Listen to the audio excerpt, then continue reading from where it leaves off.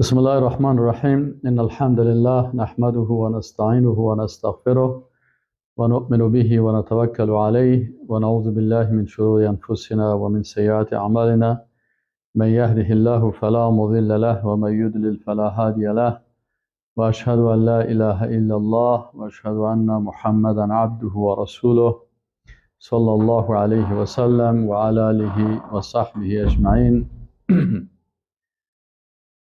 دوستای عزیز، خواهران گرانقدر، برادران محترم، السلام علیکم و رحمت الله و برکاته. بازم حمد و ثنا و صفت میفرستیم الله سبحانه و تعالی را که برای ما و شما فرصت عمر و توفیق نصیب کرد که باز هم یک درسی از درسای توحید شنوا باشیم و گویا باشیم. نسأل الله سبحانه وتعالى العفو والعافية والشهادة في سبيله.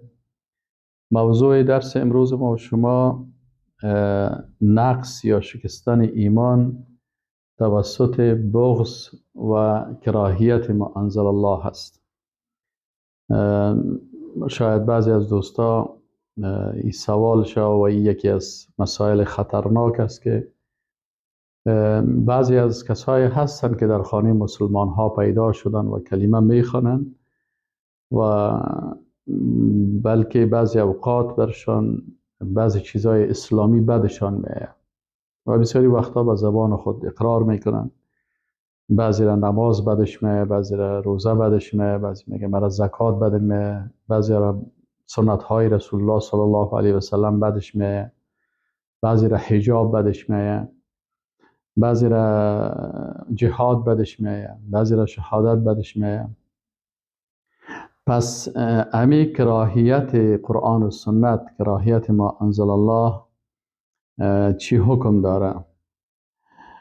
در قسمت کراهیت ما انزل الله در اینجا علما میگن که خود کراهیت دو قسم است. یکی کراهیت طبیعی و غریزی هست که مثلا یک کس طبیعتاً یک چیزی را مثلا خوشش نمیاد، راضی هست، قبول داره، ولی طبیعتاً انسان سختی ها خوشش نمیاد. مثلا در آیت شریف است که الله متعال میگه که کتب علیکم القتال و هو کره لکم، بر شما جهاد فرض شده لکن او بر شما ناخوشایند است. یعنی طبیعتاً یک انسان سختی ها، مشکلات اینا برش ناخوشایند است. و عن سعید بن جبیر در آیت شریف میگه که القتال هو مشقة لكم انه شدید علیکم، یا بر شما مشقت است یا بر شما شدت است. و ابن کثیر رحمه الله در تفسیرش میگه و هو کره لکم ای شدید علیکم و مشقه و هو كذلك. چرا که انسان وقتی در جهاد فی سبیل الله اشتراک میکنه باز میگه که ما ان یقتل او یجرح مع مشقت السفر و مجالدت الاعداء. میگه امی جهاد کس مثلا یا یک کسی در اینجا کشته میشه یا زخمی میشه و به همراه مشقتی که در سفر مشقت می داشته باشه و ای که مثلا با او تکالیفی که از طرف دشمنای اسلام روبرو میشه، پس اینی سختی هست. از این خاطر میگه که اینجا گفته که و هو کره لکم. و علامه ابن قیم جوزی رحمه الله میگه که و قد یکون محبوبا مرضیا من جهه و مکروها من جهت اخرى. میگه یک حکم اسلامی از یک جهت محبوب می باشه و انسان به او راضی می باشه از یک جهتش و ناخوشایند می باشه از جهت دیگر. مثلا اون مثال میزنم، میگه که شرب دواء النافع الکریه، مثل یک نوشیدن یک دوایی که چی هسته؟ منفعت داره ولی مثلا خوش آدم نمیه، مثلا بسیار تلخ است. فإن المریض یرضى به مع شدت کراهیته له. مثلا میگم مریض امی دوا را راضی می باشه که مثلا امی دوا را بخوره، با وجود از اینکه این برای چی است؟ تلخ است و ناخوشایند است. یا مثلا یک عملیات یک کسی میکنه، عملیات چقدر سخت است، این نفر راضی میشه تا امضا میکنه که عملیات بکنین، لکن امی عملیاتی را طبعا چون سختی ها داره و مشکلات داره، طبیعتا خوش انسان عملیات نمیه، لکن با وجود از این به این دوا و به این عملیات راضی می باشه. یا عالم میگه یا مثلا روزه گرفتن در روزی که بسیار شدید الحر باشه، یعنی حرارت زیاد باشه، و این الصائم یرضى به، حال روزدار خب این روزه راضی هست چون حکم الله هست و قبول میکنه و راضی هست، لکن در اینمی روز ای برش سخت است، مع شدت کراهته له. امی قسم میگه چی است؟ و علامه ابن القیم میگه والکل جهاد للاعداء، قال تعالى كتب عليكم القتال وهو كره لكم وعسى ان تكرهوا شيئا وهو خير لكم. الله متعال میگه که جهاد بالای شما فرض شده و او بر شما ناخوشایند هست و شاید یک چیزی که مثلا بر شما طبیعتا خوشتان نبه او برتان به خیرتان باشه. فالمجاهد المخلص یعلم، میگه این سخنای ابن قیم جوزی رحمه الله است، ما برتان ترجمه میکنم. میگه مجاهد مخلص یعلم، میفهمه که ان القتال خیر له، که جهاد کردن بهتر از بر از او. فراضی به، پس این راضی میشه که جهاد فی سبیل الله بکنه. و هو یکرهه لما فیه من التعرض لإتلاف النفس و علمها و مفارقت المحبوب. میگه با وجود از این ناخوشایند برش چرا است؟ به خاطر از که نفس از اینجا تلف است که مثلا کشته میشه یا مثلا زخمی میشه و دردی که در اینجا هست و دوری از دوستا هست. و متى قوی الرضا بالشیء و تمکن انقلبت کراهیته محبتا. از این خاطر علامه ابن قیم میگه وقتی یک انسان به یک چیز رضایت داشته باشه، بازم و کراهیتی از او، بدبینی از او، محبت به محبت تبدیل میشه. و این لم یخلو من الالم، میگه اگر چی و چیز از درد خالی نمی باشه، فالالم بالشیء لا ینافی الرضا به، میگه درد به یک چیز این منافی رضایت نیست. واقعا انسان در یک چیز درد میبینه، لکن با وجود ازی به او راضی میباشه. و کراهته من وجه لا ینافی محبته و ارادته و رضا به من وجه آخر. و کراهیت ازی منافی در محبت و اراده و رضای ازی به او نیست. یعنی وقتی که ای راضی هست و او چیز دوست داره، محبت داره احکام الله را، لکن طبیعتاً برش ناخوشایند می باشه یک چیز، پس ای بر از او تأثیر زیادی نمی داشته باشه. خب یکی از مفسرها دیگه میگه و هو کره له فی محل النصب علی الحال، میگه همی کره له که میگه جمله هست، حالت بیان میکنه و ضمیرش هم به قتال راجع میشه و به کتابت راجع نمیشه. یعنی یکی فرض شدن است، این بدش نمیه، کتب علیکم القتال. پس اینجا میگه و هو کره لکم، چی در حالی که او بر ما ناخوشایند، چی ناخوشایند است؟ امی قتال، جنگیدن ناخوشایند است، اما خود حکم که کتبه یا فرضه هست که فرض کرده شده است، او ناخوشایند میگه نیست. فإن المسلمین لا یکرهون ما فرضه الله علیهم، بناهن مسلمان ها بد نمیبینن آنچه را که الله فرض کرده، یعنی خود حکم بد نمیبینن. ببینید متوجه هستین، یکی بد دیدن یک چیز است که ناخوشایند است برای انسان به خاطر درد و سختیش، و یکی حکم است. مثلا ما یک نفر روزه میگیره، وقتی که روزه میگیره بسیار گرمی هست، امی روزه در گرمی بر ازی چی است؟ ناخوشایند است به خاطر ازی که سختی ها هست، لکن حکم الله که الله تعالی روزه را سر ما فرض کرده، پس خود حکم خود کس بد نبینه. اگر کس خود حکم بد میبینه اونو کافر میشه، اما اگر کس خود حکم بد نمیبینه لکن سختی هایی که در این است اینی خوشش نمیایه، لکن راضی هست، میگه چون سختی ها هست ولا مشکلات هست، لکن چون حکم الله هست ما حکم الله را قبول دارم و به حکم الله تسلیم هستم. اما یک کسی بیخی حکم بدش میگه نه یعنی کتبه مرا بده یعنی فرض شدن از این بده یعنی جهاد بده یعنی شهادت بده یعنی خود از این بازی برای این مشکل پیدا میشن. برای خاطر این عالم چی میگه کراهیت قتال امر طبیعی هست. اگر یک نفر مثلا جنگیدن بعدش این طبیعتا است.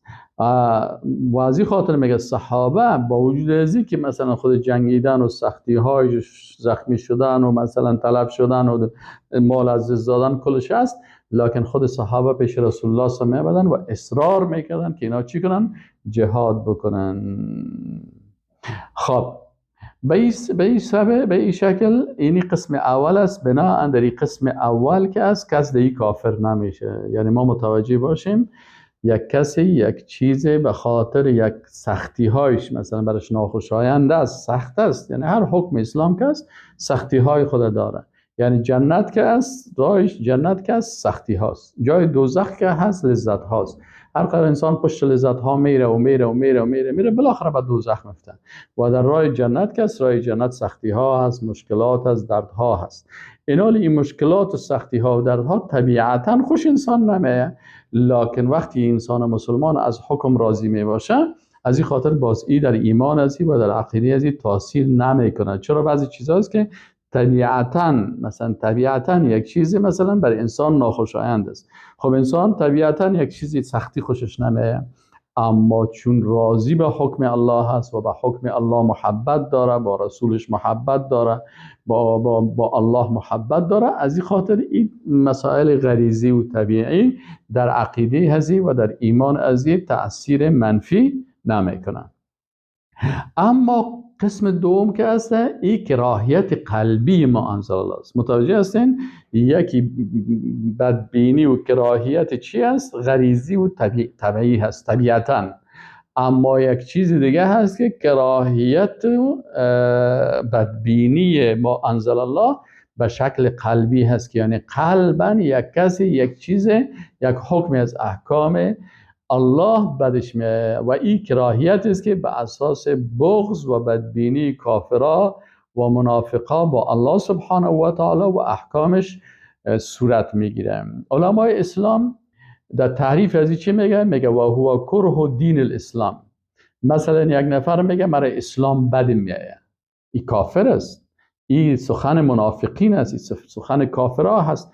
چرا زبانش از قلبش چی میکنن؟ ترجمه میکنن. مثلا در مجلس میشینه باز میگه والا مرا اسلام بد میایه، از اسلام چی خیر دیدیم. حتی ما یک روز دیدم یک خبرنگار است، خود خبرنگار یک کسی میایه برش نمی امریکاست در کجا هست مصاحبه میکرد، یک کسی آمد برش گفت که من نمیفهم از کدام مملکت بود، گفت که من مسلمان میشم. ایدم مایک پیش از فکرش نیست که مثلا مایک هست، باز میخوای خیلی باش مکد تو مصاحبه بکنم پیش بیم خدا میرا همت پیش خود پت زمزم کدم میره که ما چی خریدیم از مسلمانی و اسلام که حالا تو مسلمان میشی.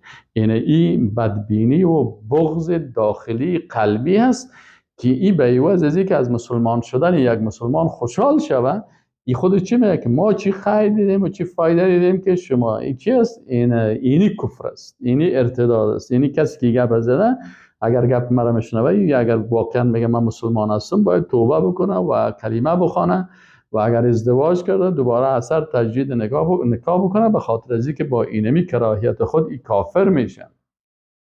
علمای اسلام چی میگن؟ میگه و هو کره دین الاسلام. یک نفر دین اسلام بدش میایه او شیئا من احکامی، یا چیزی از احکام اسلام. مثلا در اسلام است که ایمان به غیب داشته باشی، ایمان به ملائکه داشته باشی، ایمان به کتاب‌های آسمانی داشته باشی، ایمان به قیامت داشته باشی، ایمان به جنت داشته باشی، ایمان به دوزخ داشته باشی، به کل آنچه که است، به ایمان به نماز داشته باشی، نماز قبول بکنی، روزه را قبول بکنی، حج قبول بکنی، احکام الله را قبول بکنی، مثلا قصاص قبول بکنی، رجم زناکار محسن مثلا کسی که متأهل از زنا میکنه رجم از او و قطع دست سارق، اینی احکام باید قبول بکنی و به این راضی باشی. اگر کسی یک حکم از این احکام قلبا بدش میایه، اینال چی هسته؟ اینمی کراهیت قلبی هست که سبب چی میشه؟ سبب ایمان از این نقص میکنه مشکنانه. پس میگه و هو کره دین الاسلام، کراهیت دین اسلام است، او شیئا من احکامی، یا چیز از احکام اسلام است، او شیئا من شرع الله تعالی، یا چیز از شریعت الله است. وقتی که الله یک چیز را مشروع کرده این بد از این، او مما انزل، یا کراهیت بدبینی چیزی که الله نازل کرده. اینال چیزی که الله نازل کرده، الله سبحانه و تعالی احکام با قرآن نازل کرده، وحی جلی هست و وحی خفی احادیث رسول الله صلی الله علیه و سلم و افعال رسول الله صلی الله علیه و سلم و تقریرهای رسول الله صلی الله علیه و سلم، این کلش از مما انزل الله هست. چرا که الله سبحانه و تعالی میگه و ما ینطق عن الهوى ان هو الا وحی یوحی، یعنی رسول الله صلی الله علیه و سلم نطق نمیکنه از خواسته های خود، بلکه بالایش وحی میشه. وقتی رسول الله صلی الله علیه و سلم میگه این حکم بکنین، این حکم بکنین، این حکم بکنین، پس اینا چی شد؟ اینا اگر کسی این بدش میایه، یعنی قرآن بدش میایه، سنت های رسول الله صلی الله علیه و بدش میایه، یا کدام سنت از سنت ها بدش میایه، خب یکی است که یک نفر انجام نمیده، اما یک سنت هست که ثابت است، اجماع علمای اسلام است که بله اینی سنت،